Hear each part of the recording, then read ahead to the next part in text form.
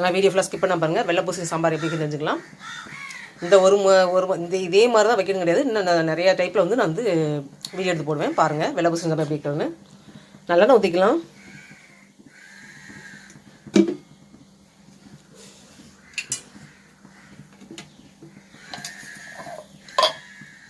கடுகு, மல்லிப்பொடி இந்த அளவு போட்டால் போதும். இது ஒரு 1.5 ஸ்பூன் இருக்கும். கடுகு பொரிஞ்சோடனே வெங்காயம் பச்சை மிளகாய் சேர்த்துக்கலாம். இந்த வெள்ளை பூசணியில் ஃபஸ்ட்டு என்ன சத்துக்கள் இருக்குன்னு பார்க்கலாம். ஆஸ்பர்ன்னு சொல்கிற வெள்ளை பூசணியில் தண்ணீர் சத்து நிறைய இருக்குது. நீர் சத்துள்ள காய்ன்னு சொல்லலாம். கார்போஹைட்ரேட் இருக்குது. கொலஸ்ட்ரால் ரொம்ப ரொம்ப கம்மியானதாக இருக்குது. புரோட்டீன், சாம்பல் சத்து, fibre, calcium, iron, magnesium, phosphorus, துத்தநாகம்,